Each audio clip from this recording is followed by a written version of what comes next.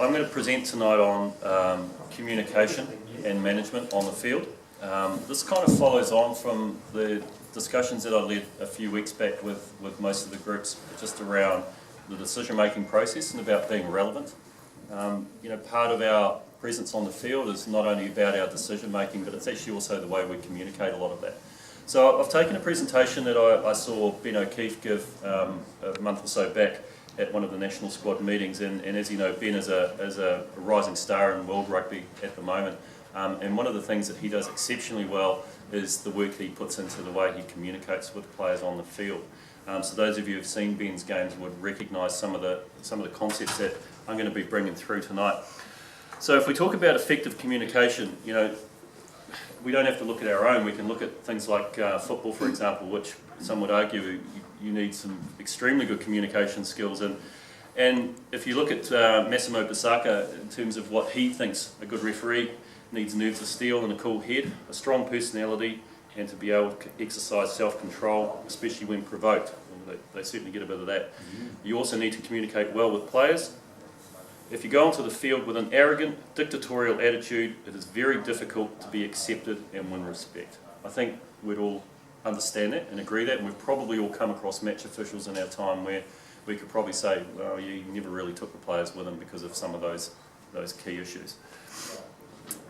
If we think about what effective communication is, most of us have to communicate. Part of our jobs, for family life.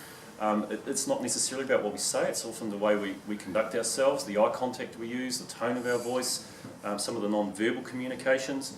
But how many of us have actually really thought about how we communicate out there on the field?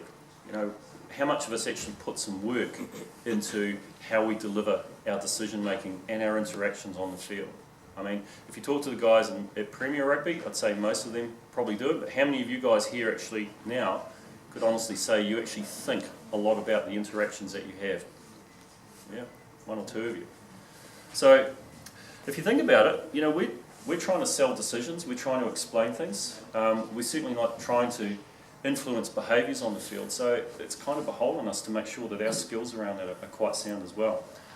So one of the things we talk about is currency. Now, those of you who remember John O'White, he talked a lot about this. One of the things he was really big on was his currency, and that is, investing in his penalties at the right time, investing in his words at the right time.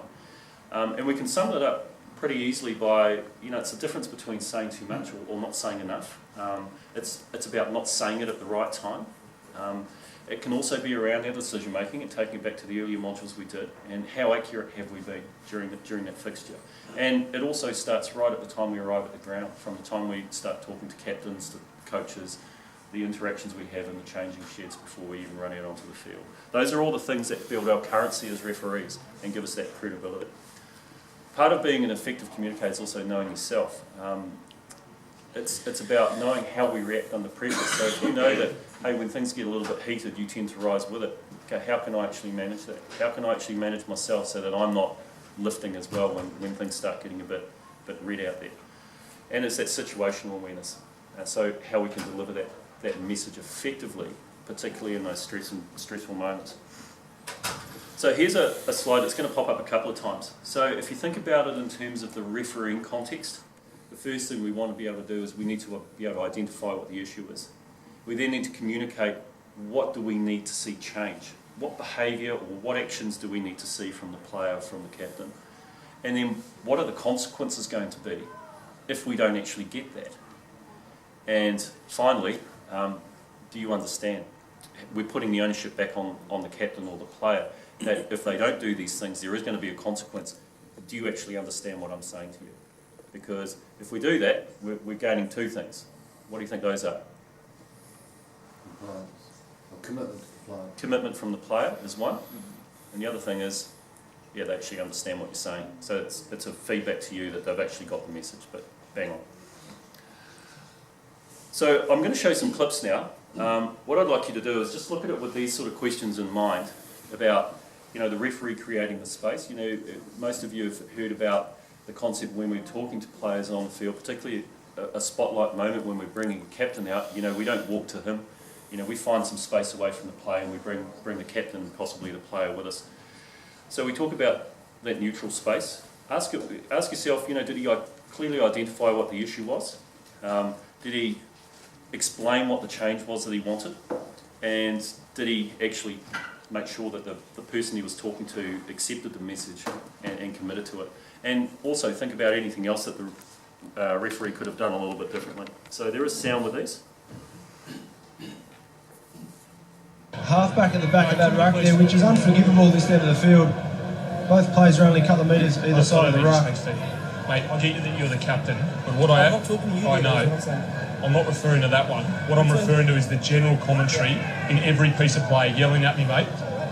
Please. In general play, I'm not yelling at you. That's why you need to realise I'm yelling at my team. Okay, well, mate, listen to me. I'm coming across like you're yelling at me, all right? So just keep it to yourself, thanks. Good luck with that. So first of all, he did create some neutral space. He took things aside from where the rest of the players were. I think we'll all agree on that. Do you think he identified the issues?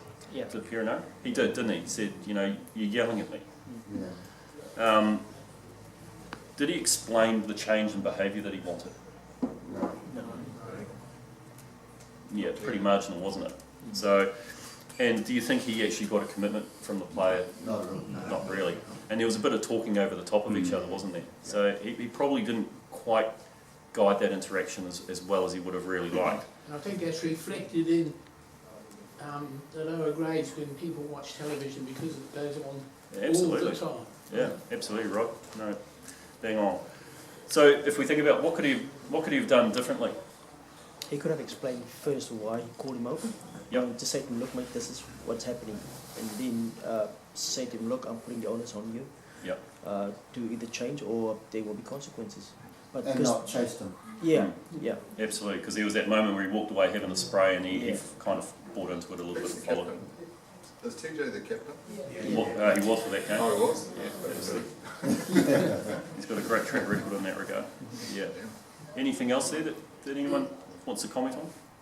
It kind of shows, I don't think he quite owned that interaction, did he? Well, if he's the captain, then I'd seem to be questioning his influence on the rest of the players as well. Yeah. You know, if he's talking like that to him, that's he's setting the scene for the rest of his players, and that's okay. You know, so as a referee, then you'd be talking about his role as captain as well.